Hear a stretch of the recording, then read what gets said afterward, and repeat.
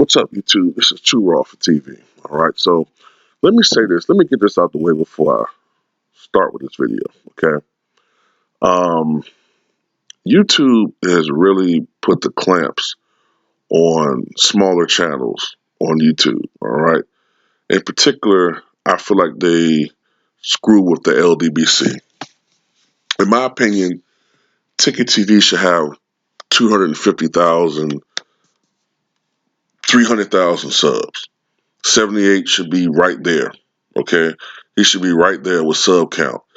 LVZ, he should have like at least 50,000 subs to me. You know what I'm saying? I should have like 70,000 subs or something like that. You know, close to 100,000 subs. Town Biz should have like, to me, 40, 50,000 subs. QuestX, about the same. Reef the Watcher, okay, he should have like 20,000 subs. We should be we should be saturating YouTube with the quality content that all of us put up. You know what I'm saying? Um, but the fact is, for certain reasons, okay, our content has been suppressed. All right, our views are being suppressed. Our videos are being suppressed. You know what I'm saying? And I'm gonna tell you something else too. I strongly suspect that as content creators, a lot of our ideas, a lot of our opinions, our knowledge is being sapped from lazy ass mainstream personalities. And without giving us credit, I think they're stealing some of our content ideas, you know. But that's just me, okay? But anyway, I say all these things because that's why sometimes we'll say, hit the like button, subscribe, all these type of things, because these things will help us as far as appearing higher on the YouTube, as far as with the algorithm for YouTube, and will appear higher as far as listing. So that's why I say, if you're watching and you haven't subscribed, please subscribe. Um, if you haven't hit that like button, please hit that like button. All right. Just out of consideration. Okay. I know that some of you guys who are subscribed to me are not fans of LeBron, but it would help if you just hit the like button as far as just showing your appreciation for the content that I or someone else put out. I would tell you guys hit the notification button, but I know from me being subscribed to other channels, my notifications don't get out. I don't even be seeing some people's videos. I have to go down my timeline. And it's frustrating with me with YouTube because I noticed that I will get notifications for the main channels, but someone else can put out a video from 2 days ago and I'll get a notification about it today. But anyway, if you want to contribute to Raw for TV, if you want to show love for Too Raw for TV, you can do so in the links in the description box below. And also, if you really love my content, like my content, I advise you to come over to the Patreon for only $2 per month. All right, it's from um, all the way to the first of the month. It's $2, not a video, but the entire month. And it's already, I think, about 100 videos up there already. I'm going to upload a couple more videos on the Patreon today. And just want to get that out there to you guys, man. All right, so now that I got that out the way, sorry for the inconvenience. A sub told me about this with Skip Bayless. All right, so Skip Bayless, who probably dreaded coming to work today. Okay, uh, Shannon Sharpe ethered him today, man. I mean, ethered him something terrible or undisputed. Skip Bayless comes across, man. Look, I mean, I'm not a huge LeBron fan. You guys know that.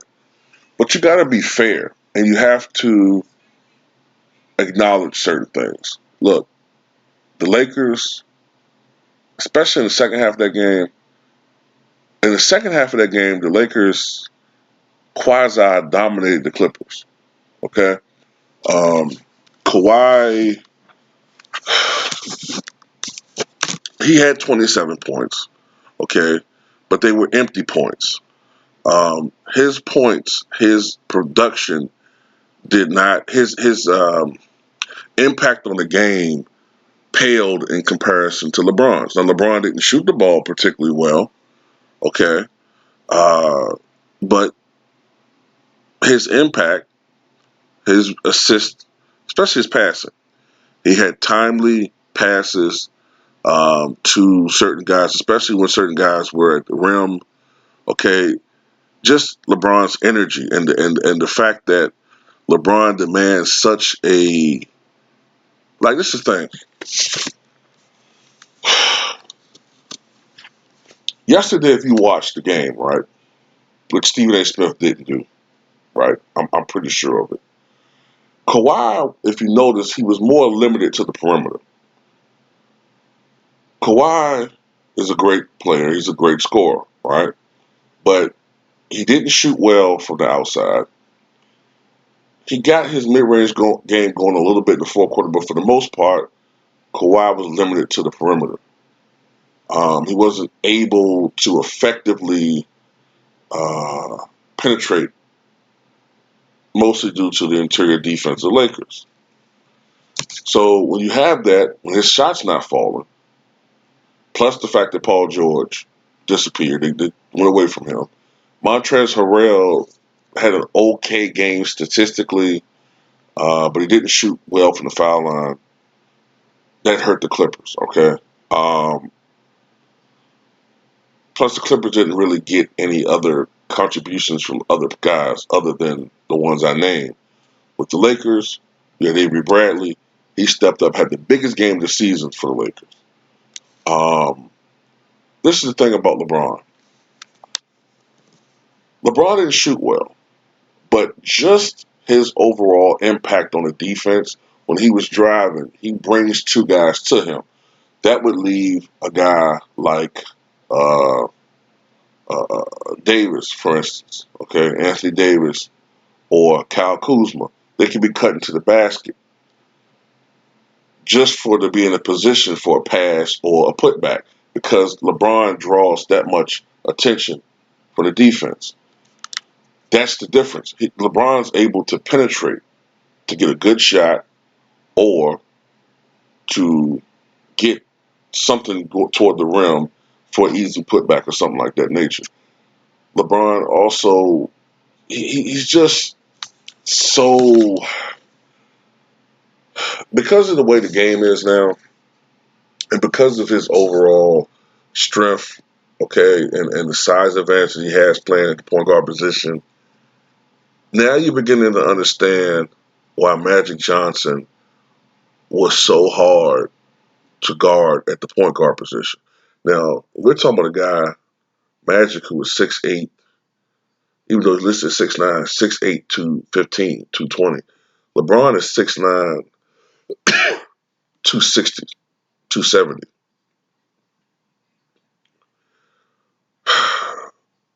You know, you got to give Lakers their due, man. All right. Kyle Kuzma had an impact on the game, even though he didn't score much, but with his defense and rebounding, Davis had 30. Um, LeBron was the more active of the two superstars, Kawhi and LeBron. Kawhi was the one that looked old. You know, he didn't look like himself. He didn't look spry. Um, you got to give these guys credit, man. They came out this past week and had some signature wins against quality teams. The thing that Skip Bayless said that pissed me off, it was just a regular season game. So you can't do that. You can't sit up there when the Clippers win and say those are statement games. All right, those are big victories and the psychological warfare.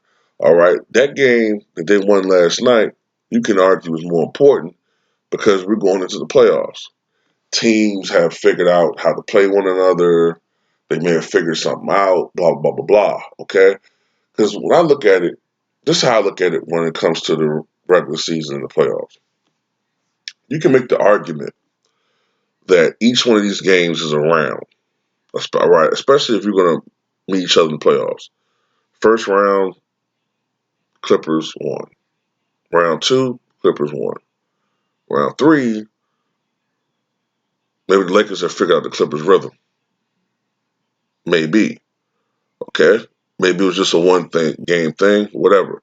But I noticed another thing with Skip Bayless too. Whenever the Lakers or LeBron are victorious, or this goes all the way back to when he was with Miami and Cleveland. But I noticed, all right, let's say for sake of argument with the Lakers, whenever the Lakers win, he always gives credit to other players, like Avery Bradley. Like Avery Bradley was sensational, okay? But let me ask you this: why do you think that Avery Bradley was so open all those times? Right? Because of the threat that LeBron James has. Okay, the threat that he possesses. Okay, offensively, driving, and you have to respect LeBron's shot to an extent. I mean, he's not a great 3-point shooter per se, but he can hit them. All right, he shoots 34%, so he can knock them down, especially if he gets into a rhythm from certain spots. You got to give. I mean, you can't just sit there and give LeBron all this fucking grief when they fucking lose. Okay, whenever they lose, LeBron can score 51 points like he did in the finals the other year. All right, but somehow you single LeBron out. Well, he didn't show up in the last 2 minutes of the fucking game. Well, if he didn't score the 51 fucking points, they'd be fucking getting their ass blown out by the fucking Warriors.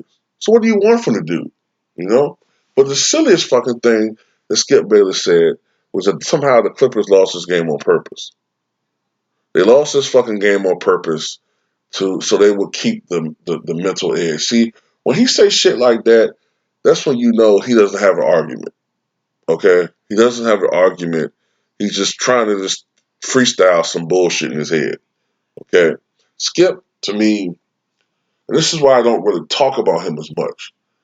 Skip has long since revealed himself to be a troll. All right? He's not you really don't even take this dude seriously. You know what I'm saying? Like I used to, like I said, people find it hard to believe. I used to be a LeBron fanboy, right?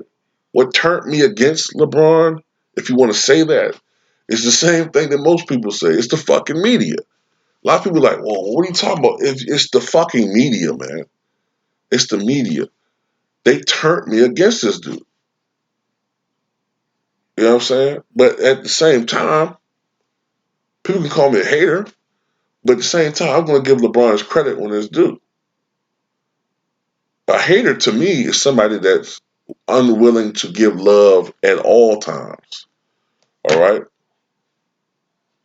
And there's a certain guy I'm thinking about on YouTube that does that. Names begin with a K. I ain't gonna go further than that, but y'all know what I'm talking about. Um, but yeah, man, you can't do that. You can't sit there and say that when they lose, it's a team effort. I mean, when they lose, it's all LeBron's fault. But when they win, it's a total team effort. Okay. This is the thing too, man. I'm gonna say.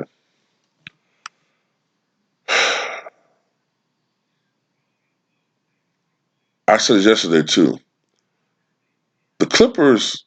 If I'm Doc Rivers, I have to be concerned about the fact that it doesn't seem like Paul George and Kawhi are gelling very well. You know what I mean? Like they're not gelling. Like remember last year when Paul George was playing with OKC, the little stretch where they were playing well with each other was when Russell Westbrook took a step back offensively and was passive and let Paul George have the floor. All right. Westbrook will still chip in with his 19, 10 and 10. Okay. But it was Paul George that had the floor. It was Paul George that for like a 1.5 month stretch was averaging 33 points a game, 8 rebounds, 4 assists, hitting game winners, 45 points here, 47 there, 39, killing. Like he for a while, remember he was an MVP caliber player. Then he got hurt. And then Russell Westbrook had to all of a sudden, reestablish himself offensively, as far as dominance. And they started losing. And then people were like, oh, see, you can't coexist with Westbrook.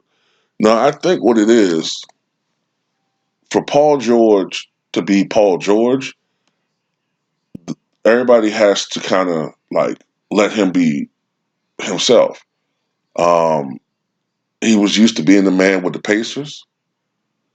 He was the man while he was with OKC offensively. But the thing about the Clippers is that's Kawhi's team for the most part, right? So they're gonna have to figure that out. Like they've had, don't get me wrong, they had that 9 game stretch where they won all those games. But even with that, you rarely saw both of them like playing well at the same time. Like usually it was Kawhi playing well, but Paul George was inconsistent. You can't have that in the playoffs. You can't have Paul George, especially in today's NBA, where it's so offensively slanted, and you can't always rely on your defense all the time to win. I mean, your defense is important, but with the handicaps that guys now have defensively, you got to be able to score too. But Paul George has to become more consistent. They got to consolidate him in that offense more so. Um, you know what I'm saying? But other than that, the Lakers to me,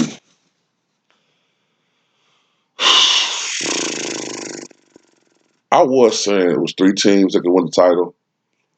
I don't know about Milwaukee, man. I don't know about Milwaukee. Um, Anthony Copo has made some improvements with his overall shot, but it's too much on Giannis, man. It's too much on Giannis to have to produce. And I think either Milwaukee's going to have to do something as far as trades to land another big player there, or I'm afraid Giannis is going to walk after next year. I think the championship is going to be determined in the Western Conference Finals, in my opinion. That's going to determine the champion. But tell me what you guys think, man. Oh yeah, and yeah, Skip is ridiculous, man.